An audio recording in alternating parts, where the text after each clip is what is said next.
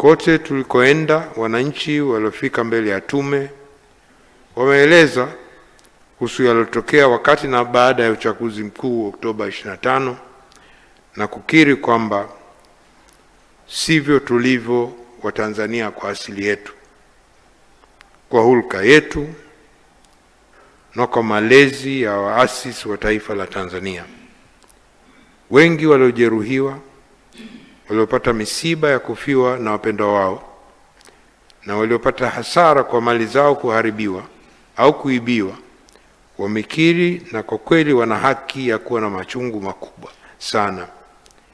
Lakini wote waliohusiana na tume kwa njia moja au mbalimbali wametuamini na kutupa ushirikiano mkubwa, na tunaamini kuwa ripoti hii ninayowakilisha hii leo na mapendekezo yaliyomo yatabeba dhamira ya pamoja ya taifa ya kutibu majeraha, kuwajibika bila pale panapostahili, lakini muhimu zaidi ni kujifunza na kusonga mbele.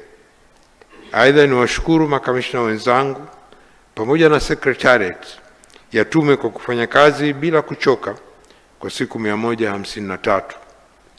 Mwisho, japo si kwa umuhimu, tunatambua kuwa kazi ya tume isingetekelezwa kwa mafanikio bila ushirikiano tuliopata kutoka kwa viongozi na watendaji wa serikali katika ngazi mbalimbali, wadau wa sekta ya umma na binafsi, pamoja na umma ya Watanzania kwa ujumla.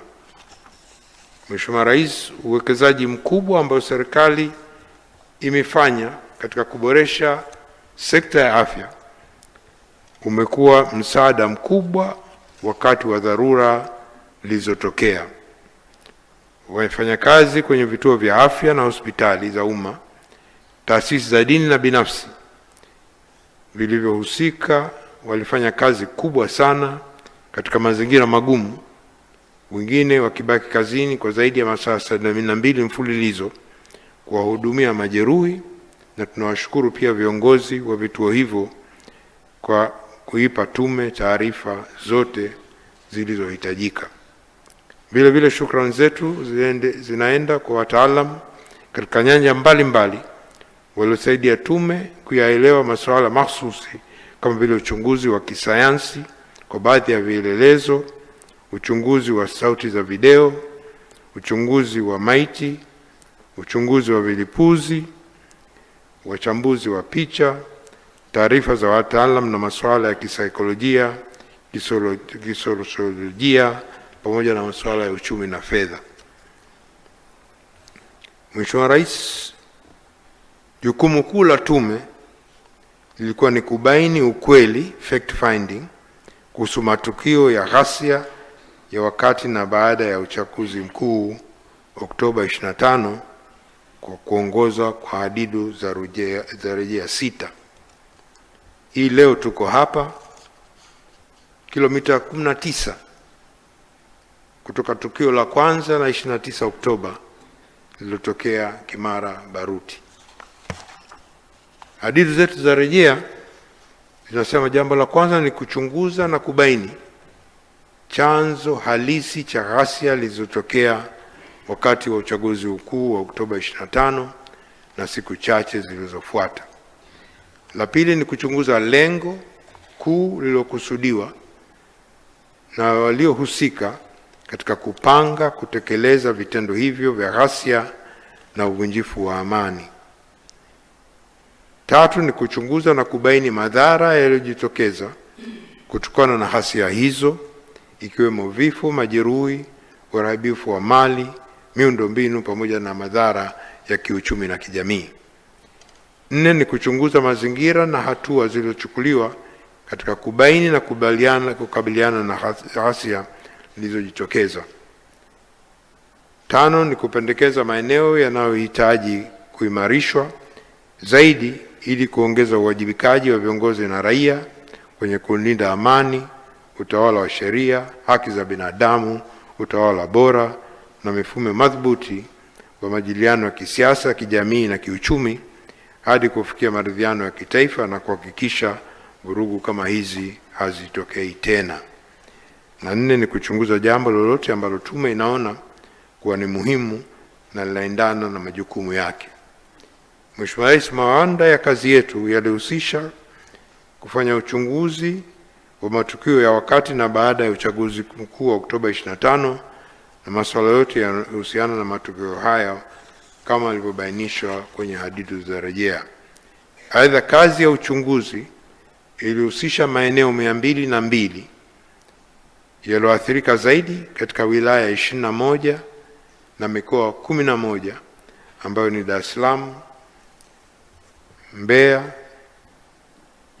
Songwe, Mwanza, Geita, Arusha, Iringa, Dodoma, Shinyanga, Mara, tume pia na Ruvuma. Tume pia ilitembelea Zanzibar na mkoa wa Kilimanjaro kama sampuli ya maeneo ambayo hakuwa na ghasia ili kujifunza mazingira yaliyosababisha hali hiyo. Methodolojia tuliyoitumia kwenye uchunguzi. Mheshimiwa Rais, hatua ya kwanza ya kazi ya tume ilikuwa kujiwekea kanuni za uendeshi kwa mujibu wa kifungu 11 cha sheria ya tume ya uchunguzi sura ya 32 ili kuongeza utendaji kazi wa tume. Kadhalika, tume iliandaa methodolojia inayoongoza namna ya kufanya kazi yake kwa mujibu wa hadidu za rejea. Katika kukusanya ushahidi, taarifa na maoni, tume ilitumia vyanzo vya moja kwa moja, primary sources, na vyanzo rejea, secondary sources, kwa kutumia mbinu za maelezo na mbinu za kitakwimu, na vyanzo vya moja kwa moja vilihusisha mashahidi, mashuhuda na matukio ya wadau mbalimbali, kupima mahojiano ya ana kwa ana na vikao vya majadiliano. Majadiliano yaliwahusisha pia viongozi wa vyama vya siasa, vya dini, viongozi wa serikali waliopo madarakani na wastaafu, na vyanzo vya rejea vilitumika kufanya mapitio na kuchambua nyaraka mbalimbali ili kupata ukweli na uthibitisho wa kilichotokea, ikiwa ni pamoja na taarifa za tume za uchunguzi mbalimbali ndani na nje ya nchi. Aidha, tume ilizingatia pia viwango vya kimataifa vinavyohitajika katika kufanya uchambuzi wa aina hii, hususan katika kuhakikisha usalama, usiri na ulinzi wa mashahidi na watoa taarifa, mashahidi, mashuhuda na watoa taarifa wote ambao hawakutaka kutoa ushahidi au taarifa kwa njia ya wazi mbele ya tume ya hadhara walifanya hivyo kwa faragha.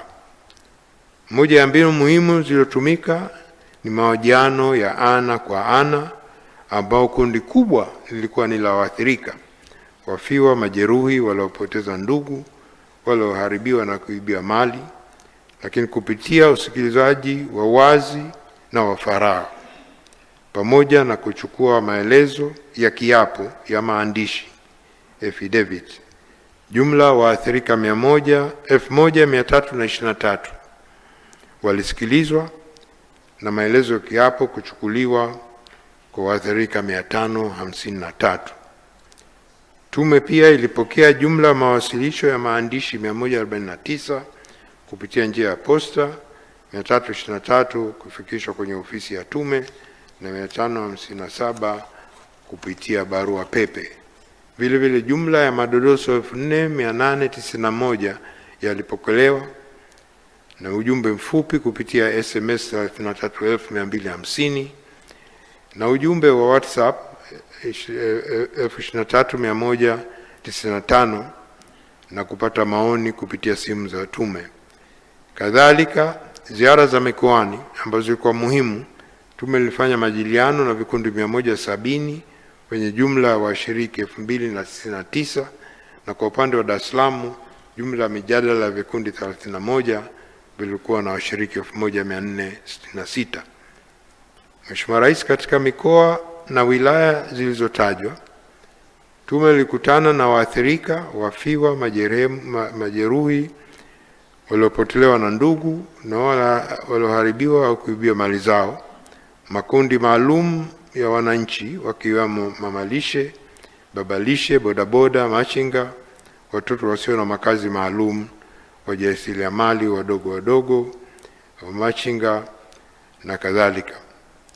Mahabusu pia tulionana nao katika mbalimbali, na pia viongozi wa dini, wawakilishi wa taasisi na mashirika yasiyo ya kiserikali, maafisa ustawi wa jamii, viongozi wa umma na wa kisiasa wastaafu, viongozi na watendaji wa vyombo vya ulinzi na usalama, waganga kutoka hospitali na vituo vya afya binafsi, waganga wakuu wa mikoa pamoja na timu zao, wakuu wa mashtaka wa mikoa, kamati za usalama za mikoa na wilaya, pamoja na wadau wengine walikuwa tayari kutoa taarifa, ushahidi na maoni yanayohitajika kwa ajili ya kazi ya tume. Hata hivyo, vipo vyama vya siasa vichache, wanasiasa, wanaharakati na viongozi wa mashirika yasiyo serikali wachache walioalikwa kwa maandishi kufika mbele ya tume, lakini hawakufanya hivyo. Tume inaridhika kwa ambao hakuja mbele ya tume ni kwa utashi wake na tunaoheshimu, lakini si kwa kinyima au kukosa fursa ya kuwa sehemu ya safari hii. Mheshimiwa Rais, ushahidi wa kidijitali ulikuwa sehemu kubwa katika uchambuzi wa tume, hususan katika kuelewa madhara ya kibinadamu. Jumla ya picha mnato 450, picha mjongeo 880 zilikusanya kwa njia mbalimbali, na baadhi zilikuwa zimesambamba mitandaoni kwa zaidi ya mara moja. Picha hizi zilipatikana na ziliwasilishwa na mashuhuda wa matukio, watoa taarifa vya vyombo vya ulinzi na salama, na vyanzo vya wazi, yani open source, ikiwemo vyombo vya habari na mitandao ya kijamii. Katika kubaini uhalisia wake, baadhi ya picha zilizochambuliwa na kufanya uchunguzi wa kisayansi kwa kutumia wataalamu walioidhinishwa. Uchunguzi huo hususan kwa picha zilizokuwa zikizunguka zaidi mitandaoni na kwenye vyombo vya habari, baadhi yake zilikuwa halisi na za kweli, lakini nyingine hazikuwa halisi na zimechezewa kwa kutumia akili unde na nusu ukweli. Methodolojia hii ilituwezesha tume kutofautisha picha halisi na sio halisi, na mfano mojawapo ni picha ambayo imetumika mara nyingi kuonesha maiti zikiwa kwenye mifuko ya bluu zikizikwa kwenye makaburi ya halaiki. Picha hiyo kwa mujibu wa uchunguzi imekuwa imetumika sehemu nyingi duniani. Matumizi ya ushahidi na taarifa mseto kutoka vyanzo anuwai yalilenga kuzingatia na kudhibiti viwango vya uthibitisho vinavyotambuliwa na tume za uchunguzi za kimataifa, yani ushahidi ambao mtu yoyote mwenye busara ya kutosha atauona ili kubaini hoja. Tume ilitegemea zaidi ushahidi wa taarifa mseto zilizokusanya kutoka vyanzo anuwai vya moja kwa moja na vya rejea, vile vile vielelezo hivyo vya kidijitali. Tume pia izingatia umuhimu wa kuwa na ushahidi unaojitosheleza na ushahidi mwingine unahitaji kuungwa mkono. Matokeo ya uchambuzi. Mheshimiwa Rais, baada ya kueleza metodolojia ya uchunguzi, naomba sasa nijielekeze kwenye matokeo ya uchunguzi. Chanzo cha ghasia. Nitaanza kwa chanzo cha ghasia ambacho katika muktadha wa ripoti hii tumetofautisha kati ya chanzo na kichocheo cha ghasia. Chanzo ni sababu, asili, chimbuko au mzizi wa swala ambalo limedumu kwa muda mrefu bila kupatiwa ufumbuzi na kuwa na athari hasi katika jamii. Kichocheo ni kitu kinachochochea shauku, ari, hamasa, msukumo au motisha ya kufanya jambo fulani. Kwa maneno mengine, chanzo ni kama mafuta na kichocheo ni kama kibiriti. Vyanzo. Tume imepokea na kuorodhesha jumla ya maeneo 31 yaliyotajwa na mashahidi kuwa ni chanzo cha ghasia za wakati na baada wa uchaguzi mkuu wa Oktoba 25. Baada ya kuchakata orodha hiyo na ushahidi, tume imeainisha na kubainisha vyanzo 5 na vichocheo 8 vilivyosababisha kilichotokea tarehe 29 Oktoba. Kwa mujibu wa uchunguzi wa tume, ghasia za wakati na baada ya uchaguzi mkuu zinatokana na changamoto mbalimbali ambazo zimekuwepo katika jamii kwa muda mrefu bila kutatuliwa. Vyanzo hivyo ni pamoja na vifuatavyo. Mosi, yapo masuala ya kisiasa yanamjulisha madai ya katiba mpya, demokrasia katika mfumo wa vyama vingi vya siasa, malalamiko ndani ya vyama vya siasa, madai ya maboresho ya tume huru ya uchaguzi na mfumo mzima wa uchaguzi. Pili, ni masuala ya kijamii yanayojumuisha ugumu wa maisha, ukosefu wa ajira au kukosekana kwa ustawi katika fursa za ajira na za kiuchumi, mazingira ya biashara na uwekezaji yasiyo rafiki, utitiri wa tozo na kodi na mfumo usio rafiki wa utozaji na ukusanyaji. Tatu, ni masuala ya kijamii yanayojumuisha mmomonyoko wa maadili na kushuka kwa uzalendo, kutopatiwa ufumbuzi na majibu stahiki kwa kero katika jamii kama vile rushwa, ubadhirifu wa mali za umma na madai ya utekaji na kupotea kwa watu. Kwa mujibu wa takwimu za Jeshi la Polisi, kati ya mwaka 2003 na 2005, miaka mitatu, watu 758 walipotea, kutekwa au kujiteka, na kati yao watu 113 walipatikana na mashauri 8 yalifunguliwa ambapo upelelezi unaendelea. Hivyo kwa jumla ya watu 758 waliopotea, kutekwa au kujiteka kwa sababu mbalimbali, watu 445 hawajapatikana. Takwimu hizi na akisi malalamiko ya wananchi kuhusu masuala ya utekaji na kupotea kwa watu. Katika matukio hayo, Jeshi la Polisi ilieleza kwa sababu za kupotea kwa watu kutekwa ni pamoja na masuala ya kimapenzi, imani za ushirikina, waliotekwa na wahalifu kwa lengo la kupatia kipato au mali, walijihusisha na vitendo vya kihalifu kwa chuki za kulipiana kisasi, waliojiteka wao wenyewe kutokana na sababu mbalimbali za kudaiwa madeni au kukwepa mkono wa sheria, walioondoka bila taarifa nchini au makwao, na usafirishaji haramu wa binadamu. Katika chanzo cha 4 ni utendaji wa baadhi usioridhisha wa baadhi tu ya watendaji na watumishi wa umma, hususan ngazi za chini, hasa mamlaka za serikali za mitaa, ikiwa ni pamoja na kutosikilizwa au kutatuliwa kero za wananchi kwa wakati na utekelezaji hafifu wa mapendekezo ya tume zilizoundwa awali.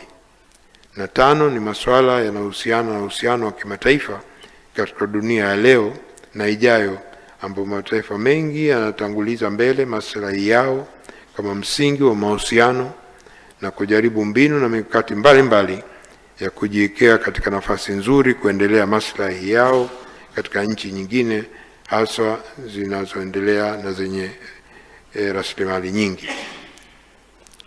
Mheshimiwa Rais, nije kwenye vichocheo. Ushahidi na taarifa vimeonyesha kwa baadhi ya wanasiasa na wanaharakati walitumia changamoto ya wananchi zinazotokana na vyanzo mbalimbali vilivyobainishwa kama fursa ya kushawishi na kuwachochea wananchi kushiriki katika ghasia za wakati na baada ya uchaguzi mkuu kwa kutumia kauli mbiu na matamko mbalimbali.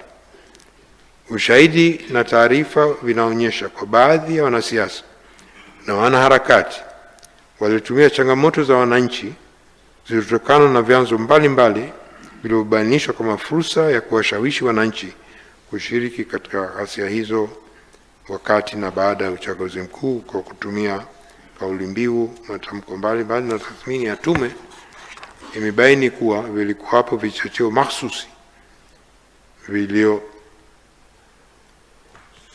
viliohamasisha ari ya kufanya ghasia wakati na baada ya uchaguzi mkuu. Vichocheo hivyo vinaweza kuweka katika makundi matatu. Kundi la kwanza linahusu mitandao ya kijamii ambayo kwa mujibu wa mashahidi waliokuja mbele ya tume, mitandao hiyo ilitumika kabla, wakati na baada ya uchaguzi mkuu kwa kiwango kikubwa kuliko ambavyo iliwahi kutokea nchini. Aidha, waliibuka wabuni mada kwenye mitandao, yani content creators, ikiwemo mada za kuhamasisha wananchi kutoshiriki uchaguzi mkuu au na kuhakikisha haufanyiki. Mitandao hiyo ilitumika pia kuandaa majukwaa ya majadiliano na kupanga mbinu na kuwaelekeza waliokubali kushiriki vurugu kwa kuzuia uchaguzi mkuu namna ya kufanikisha lengo hilo. Wapo pia mashahidi walioshiriki kufanya ghasia waliokuja mbele ya tume na kukiri kuwa baadhi yao walipewa simu maalum za mkononi na kupewa kazi ya kupiga picha na video za matukio kama vile majeruhi na vifo, au kupiga picha jirani na magari ya jeshi la ulinzi, sambamba na picha za maeneo mbalimbali ya wafanya ghasia walikuwa wamefanikiwa kufanya uratibu, na kisha picha hizo na video zote hizo kurusha moja kwa moja kwenye mitandao ya kijamii ili kuibua hasira za wananchi na kuwahamasisha nao wajitokeze kufanya ghasia kwa vile waliaminishwa kwamba jeshi la Tanzania liko upande wao.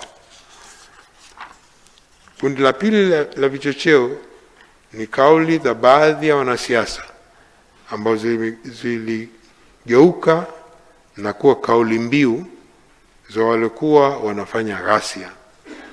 Mfano wa kauli mbiu hizo ziko 12, lakini ziko nyingi ambazo baadhi ya washiriki katika ghasia walikiri kuzitumia ni zifuatazo: no reform no election, Oktoba tunatiki, Oktoba tunatoka, tumedhamiria uchaguzi hautofanyika, Samia must go, tunataka kuikomboa nchi yetu, hakuna uchaguzi chini ya serikali hii, tunahakikisha nchi haisimami mpaka serikali iondoke, hakutakuwa na uchaguzi bila mabadiliko ya mfumo, serikali hii imepoteza uhalali wa kuongoza nchi, ni lazima shinikizo la wananchi liongeze hadi serikali iondoke, na mchakato na kuwapata wagombea umekuwa taratibu, wagombea sio halali, mchakato urudiwe. Hizo ni baadhi ya kauli.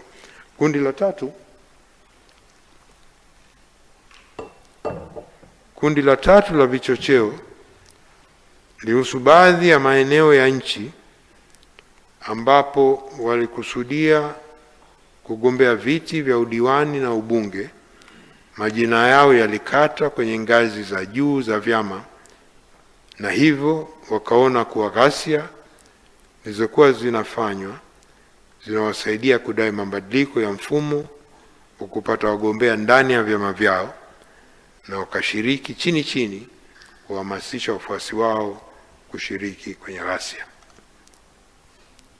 Lengo la wahusika. Kabla ya kueleza matokeo ya uchunguzi kuhusu lengo la wahusika, niruhusu nieleze kwa kifupi sana kuhusu dhana ya maandamano na matokeo ya uchunguzi wa tume kuhusu kilichodaiwa tarehe 29 Oktoba, endapo kilikuwa ni maandamano au sio maandamano. Dhana ya maandamano ya amani. Kabla ya kuzungumzia lengo la waathirika, matukio yanakuwa yanachunguza ghasia, ni muhimu kupata jibu la swala liliopo wakati na baada ya uchaguzi mkuu kama yalikuwa maandamano ya amani, na hivyo kustahili kinga na utetezi kwa mujibu wa mikataba au sheria za kimataifa, kikanda na kitaifa au la. Majibu ya swala hilo ni muhimu kwa vile baadhi ya wadau ikiwemo watetezi wa haki za binadamu ndani na nje ya nchi bado wanadai kuwa wahusika na haki ya kikatiba kufanya maandamano katika siku hiyo ilikuwepo siku hiyo ya 29 Oktoba. Hivyo tume ilifanya uchambuzi wa mikataba, sheria na kanuni mbalimbali za kimataifa, kikanda na kitaifa kuhusu dhana ya haki ya maandamano ya amani na mipaka yake. Mheshimiwa Rais, maandamano ni miongoni mwa haki za msingi zinazotambuliwa na ibara 21 ya mkataba wa kimataifa kuhusu haki za raia na za kisasa mwaka 1966 uliopitishwa na Baraza Kuu la Umoja wa Mataifa tarehe 19 Disemba mwaka 1966. Pamoja na mambo mengine, ibara hii inatambua haki ya kukusanyika kwa amani. Aidha, mkataba huu pia unaruhusu serikali kuweka mipaka kwa ajili ya usalama wa taifa, usalama wa umma, afya au maadili ya jamii na kulinda haki za watu wengine. Vile vile, uwekaji wa mipaka ni lazima uzingatie haki ya msingi ya kuishi kama ilivyoainishwa katika ibara 6 inayotaja kuwa kila binadamu ana haki ya asili ya kuishi, pamoja na ibara 21 inayotambua wigo na ukomo wa maandamano kama yapo kisheria, kihalali, ulazima, uzingatiwaji wa uwiano na ni lazima kwa ulinzi na usalama wa umma. Kuhusu misingi ya kikanda, haki ya kukusanyika na kuandamana kwa amani imeelezwa katika mkataba wa Afrika wa haki za binadamu na watu wa mwaka 1981 na mkataba wa Jumuiya ya Afrika Mashariki wa mwaka 1999 kuwa ni haki ya msingi inayotakiwa kulindwa na kuheshimu. Katika mkataba wa Afrika wa haki za binadamu na watu mwaka 1981, haki ya kusanyika kwa uhuru na amani imetambuliwa na ibara 11, na ibara hiyo imeweka wazi kwa mtu ana haki ya kukusanyika kwa uhuru pamoja na wengine. Aidha, serikali zinaweza kuweka masharti kuhusu haki hiyo kwa ajili ya maslahi ya usalama wa taifa, usalama wa umma, afya, maadili pamoja na haki na uhuru wa watu wengine. Tume ya Afrika ya haki za binadamu na utawala bora pia imeweka mwongozo kuhusu uhuru wa kujumuika na kukusanyika barani Afrika uliopitishwa mwaka 1917 ili kulinda haki ya maandamano barani Afrika.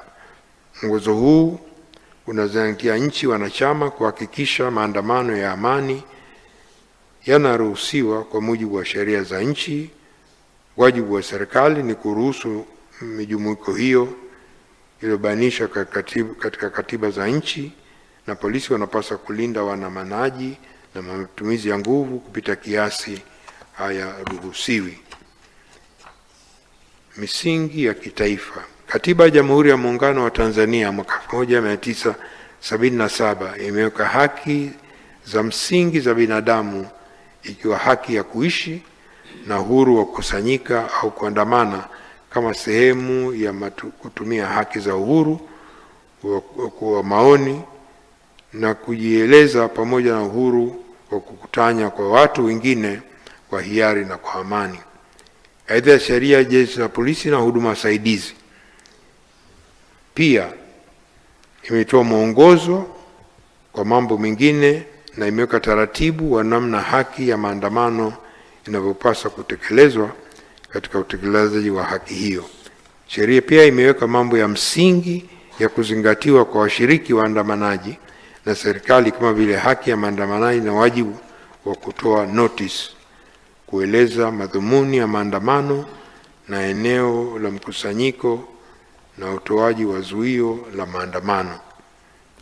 Baada ya uchambuzi na ushahidi na taarifa kuhusu matukio ya wakati na baada ya uchaguzi mkuu, kwa muktadha wa vifungu hivyo vya katiba, hususan kukusanyika, kuandamana kwa amani na kutoa maoni, na baada ya uchambuzi wa mikataba ya kimataifa, kikanda na sheria za Tanzania kuhusu wajibu wa serikali kulinda haki ya kukusanyika kwa amani, ni hitimisho la tume kuwa kilichotokea siku ya uchaguzi mkuu Oktoba 25 hayakuwa maandamano ya amani, bali yalikuwa ghasia zilizoambatana na matukio ya uvunjifu wa amani. Hitimisho hilo linatokana na sababu 4. Ya kwanza, yanadaiwa kuwa maandamano hayakuzingatia matakwa ya ibara 18 na 20 ya Katiba ya Jamhuri ya Muungano wa Tanzania na sheria za nchi, ikiwemo maandamano kuwa ya amani na kutoa notice kwa Jeshi la Polisi kwa mujibu wa vifungu 42 na 43 wa sheria ya Jeshi la Polisi. Matakwa ya sheria za kimataifa sio kibali, ni notice, na Tanzania pia liko takwa hilo la kutoa taarifa, sio kibali, na sisi kwetu ni taarifa ya masaa 48 kama ilivyo sheria ya Ureno, ni kama vile ya Tanzania. Lakini la pili ni haki ya kila mtu kushiriki uchaguzi mkuu kama mpiga kura au mgombea. Ni haki ya kikatiba kwa mujibu wa ibara 5 ya katiba ambayo haipaswi kupokwa. Ghasia zilipangwa na kutekeleza siku iliyotangazwa kisheria kwa ni siku ya uchaguzi mkuu. Hivyo kufanya ghasia siku hiyo ilikuwa ni kupoka haki ya kikatiba na kisheria za wananchi wengine, ikiwemo haki ya kupiga kura na kuchaguliwa. 3, washiriki wa ghasia za wakati na baada ya uchaguzi mkuu walibeba silaha za aina mbalimbali zikiwemo mawe, nondo, mkuki, sururu, fimbo, marungu, visu, vibiriti, vipulizi, bunduki, manati, kombeo, rato, mapanga, jambo ambalo haliruhusiwi kisheria katika maandamano ya amani. Hii ni kinyume cha sheria na taratibu za kimataifa, ibara 21 ya mkataba wa haki za binadamu na raia na kisiasa mwaka 1966, wa kikanda ibara 11 ya mkataba wa Afrika ya haki za binadamu za watu na binadamu mwaka 1981, na ibara 10 na 11 ya mkataba wa Ulaya wa haki za binadamu mwaka 50, na kitaifa ibara 18 na 21 ya katiba ya Jamhuri wa Muungano wa Tanzania haviruhusu maandamano kwa watu waliobeba silaha.